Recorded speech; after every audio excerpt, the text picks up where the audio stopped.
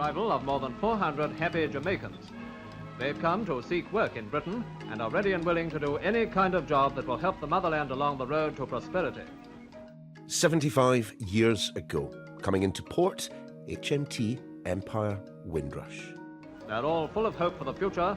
On it were 1,027 passengers, plus 2 stowaways, who'd made the long journey from Kingston, Jamaica to Tilbury Docks in London. So let's make them very welcome as they begin their new life over here. The Windrush arrival became symbolic of that generation of Commonwealth citizens who came to live here in Britain between 1948 and 1973. The Windrush stood for the dissolution of that familiar colonial environment. The Windrush stood for a new kind of adventure. But it was a generation let down by the British government. A handful of years ago, it emerged that many had been wrongly detained, denied legal rights, threatened with deportation, and in at least 83 cases, wrongly deported from the UK by the Home Office in what became known as the Windrush scandal. Let me be clear, Mr. Speaker.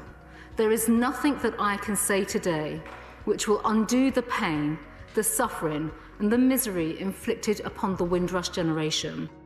I'm Niall Paterson, and on this edition of the Sky News Daily, I'm joined by Sir Trevor Phillips. He's made a documentary, Windrush and Us, about the impact that generation made on British life and culture. Tell me what you remember of the actual voyage coming here. Most of the time I was gambling. Most of the time, that's what I did. This is Alfred Gardner, a passenger who made that voyage on Empire Windrush. What were you playing? Poker. Poker, okay. Yeah, most of the time. But it was a happy trip. In your mind, did you ever think you would still be here 75 years later? No, not a chance of that. Because, I planned to come here and work 5 years. That was my plan, 5 years. Earn enough money to go back. Good heavens. What a long 5 years. The cost of the passage was £28 at the time. So it's a lot of money. A lot of money. It was a hell of a lot of money. Was it worth it? Every penny. Yeah, to me, every penny. Trevor, great to have you on the podcast. So start by telling me about the Britain that existed back in 1948, the Britain that welcomed the HMT Empire Windrush. This was 3 years after the end of the war. This was a country that was pretty much exhausted. It was grey and it was short of everything, including people, to do the rebuilding. 3 weeks after the Empire Windrush landed, the National Health Service came into being. India had become independent a year before, and the empire was really seeing its final days. So when these young people arrived, some of them who had been here before, because they'd fought in the war, particularly in the RAF, they saw this sort of worn-out country, but with the seeds of some new possibilities. And I think it was the latter that they were really embracing. To what extent could you have described the Britain pre-Windrush as diverse? There's a sort of slight historical amnesia here. It wasn't the first time anybody in Britain had seen black folk. It's worth saying that maybe 150 years ago before that there had been a really thriving black community in London, mainly of runaway slaves from the American Civil War, because a lot of slaves fought on the side of the British, because the British had promised them that they would abolish slavery. So it wasn't the first time black folk had been here, but it was certainly the first time they'd come in numbers, and it was certainly the first time that they had come, if you like, and been part of the general population and visible in the way that they were in 1948 and onwards. One of the things that my own father said, that when he arrived by train from Southampton, the thing that really surprised him was to see a white man sweeping the platform at the station, because where he came from, that would never have been a possibility. But of course, you put yourself in your father's position, and of course it would have seemed strange. Of course it would have seemed otherworldly. I'm the 10th of 10 children. I was the one who was born here. The others came with my parents on boat in 1950, a bit after the Windrush landed, but they were part of that first wave. It's now, commonly said that they were poor people looking for jobs and that they answered the call. That is true a bit later. But I think what is important about that first group is that they chose to come to Britain. They had fought in the war. They'd seen their classmates killed on bombing raids and so on, and some of them had done heroic service. But actually, the other thing about them was that they were adventurous. All of them, really, were people who wanted to have something different, something better for their lives. And that's why they got on boats and made that 30-day journey. I mean, Trevor, as you've alluded to, Windrush certainly wasn't the only boat that came across, and it certainly, in fact, wasn't even the first. So why do you think that it has had such an impact through the years? Why do so many people associate that generation with that name? Getting a lot of cameras to go and film the arrival of a boat in 1948 would have been quite a big deal. And, getting Lord Kitchener to sing his song, London is a place for me, and all of that. I think that people began to be worried about how many people would come, how would they fit in, what were they coming for, and so on. And that, of course, that was a time when, all imperial citizens had the same passport. So there was no barrier to people coming. These were not really immigrants in the way that we think of them today. They sent a warship to shadow Windrush. So it became a sort of cause célèbre. In the end, the name Windrush has really become a British story rather than a story of the Caribbean. It is, if you like, the origin story of a part of the British population of Black Britain. Trev, just talk to us then a little bit about the initial reception that those coming off the boats had. I mean, this was a post-war period. There was the deprivation that comes with that, and of course the trauma that comes in the aftermath of a war as well. How was it for that first generation? We shouldn't be naive about it. These people were not stupid. They knew some of what was likely to occur. Of course, they lived in colonies, and few societies are more hierarchical and racially divided than colonial societies, and that was certainly the experience that I had as a child growing up.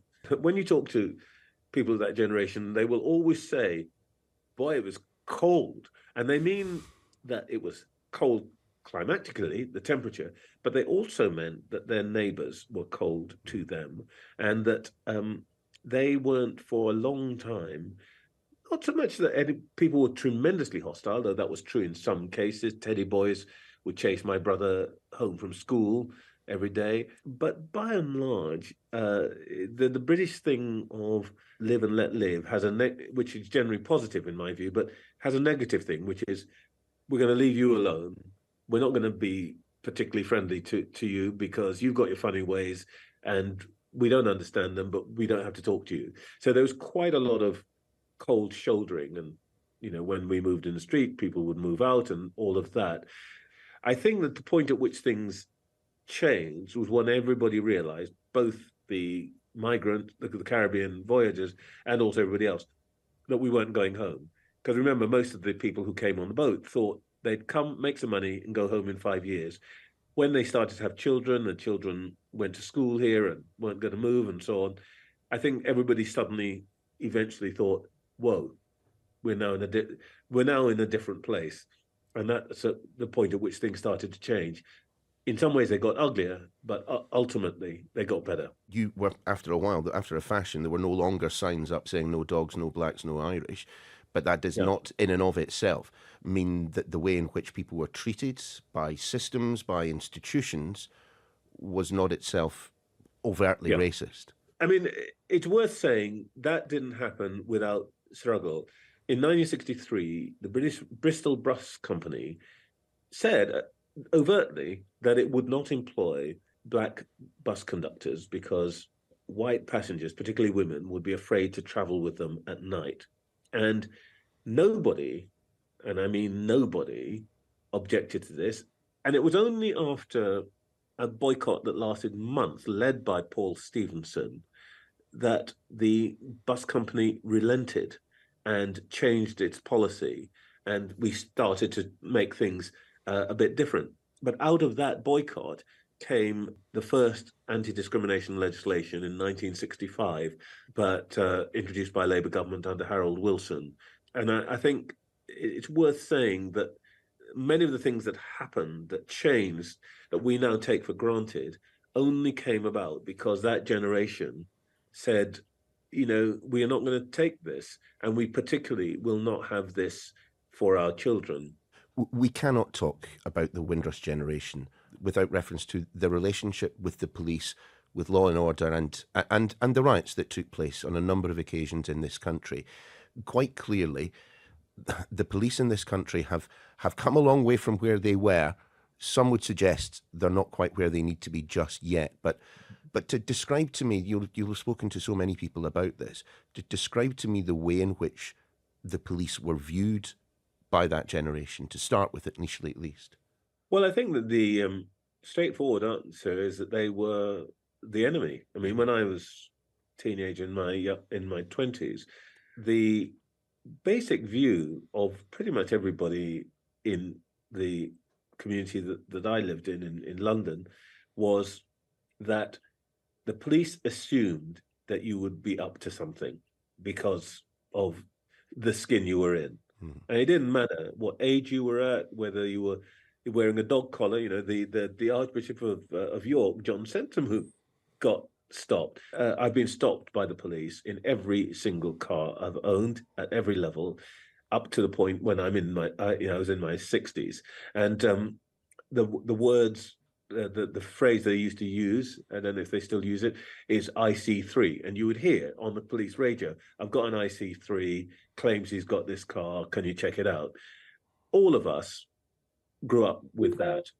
I think things are not quite as egregious as they used to be, but I think that alongside the many undesirable attitudes that we've seen exposed recently in police forces, particularly towards women, there is still an underlying idea that Black people are probably likely to be doing something a bit naughty, and that if you stop one of them, you're probably likely to find some drugs or find them in some illicit activity.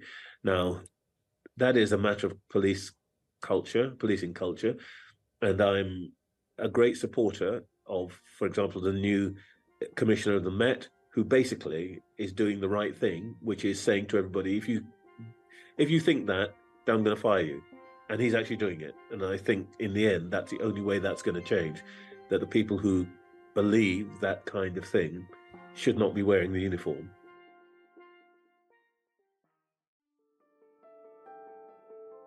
It is for the whole of Britain to understand, to learn something of the history of why we're here, how we came to be here, what our part was, what our contribution. Britain would not be the Britain it is today without our contribution. So it's vitally important that we remember, that we learn, that we educate each other. I came to London and I was gobsmacked by the amount of racism that I saw on an almost daily basis, just casual racism left, right and centre. And we've just been talking, of course, about stop and search. I mean, it's no coincidence, of course, that in the past couple of days we have heard that the Home Secretary, Suella Braverman, talking about the possibility of ramping that up as a means of combating crime again. I mean, you are in a better position to describe the levels of racism that exist in this country than this pasty white man. Of course you are. And I wonder what your view is. I mean, have we truly made as much progress as some of the politicians would like us to believe? Have we made progress? Yes, I think we have. I mean, look, a couple of things worth saying. People rightly get angry about some acts that are carried out by people in uniform, or indeed people in schools and so on. I don't want to minimize it, but at some level, we factor all of this into our lives. You know, you talk to some people, I remember somebody saying to me not so long ago that he still makes a calculation that if he's going on a certain route, he needs to add 10 minutes because he thinks he's likely to be stopped by the cops in his car. And it's one of the things that burdens that you bear. It shouldn't be there. But if you spend your whole life thinking about what somebody else is going to do to you, you never come out of your house. The fact that somebody like you is ready to call it out is completely different to where we were even 15, 20 years ago, where actually people would excuse these things, they'd say, why are you getting so wound up about it, and so on. So I think that also has changed things dramatically. I mean, I think you've got as much right to talk about these issues as I have, because race relations is about relations. It's not about one side only. And also, the truth of the matter is, you are going to know much better than I do what is said when I'm not in the room and what people are thinking when I'm not in the room. The word these days is allies, isn't it? I think that the role of allies, the role of people saying, you know, that's not acceptable, is much, much more important than some of the things we think of. How does it make you feel, though, that there will certainly be younger people out there today for whom, you know, they associate the word Windrush immediately with the Suffolk scandal. The actions of the Home Office that so unfairly treated so many people. I would regret it if this next generation came to think of Windrush purely as yet another story of victimhood, if Windrush simply became yet another tale of what white people did to black people, in which we, black people, are basically just sort of hapless bystanders while some other people exert their power over us. I think that would be the wrong lesson to draw here. What to you is the legacy of Windrush? There's the people getting on for 1 million people of mixed race who are a very special group of people. You know, my children are amongst them. And it's very unusual. You know, there are not many countries that have a mixed race population of that size or proportionate that big. The other countries one might mention are South Africa, where they're a very separate caste. They are in Brazil, where they are segregated society, and the United States, where actually there's not really any such thing as a mixed race person in the United States. Up until 1967, legally, if you had one drop of black blood, as it was called, you know, one remote African ancestor, you were considered black. This is the only country where, both in culture and legally, it's always been the case that somebody who has a white parent and a black parent can hold both of those identities equally and claim both of them. Now, we don't quite know what that feels like. I certainly don't. And we don't quite know because this is a new generation, it's a new group. When I come back to write the story in 2048, when I'll only be 95, I think I'll be most interested to see how those people deal with being on both sides of their heritage and speaking both languages and feeling at home in both groups, as many of them already do. I think that's fascinating. I think if we can show the world that it is possible for people to move from one place to another, to become part of the new population, new place, but also change that place in the way that Caribbean Britons have changed this country, then I think we can send out a great message to the world that new people, different people, don't have to be a threat. You don't have to treat them with suspicion, but that actually they can bring something new to you, and that in a sense, after time, there won't be them and us, they'll just be us. I think that's the legacy that this particular group, I think, has brought to Britain, and I hope potentially to the world.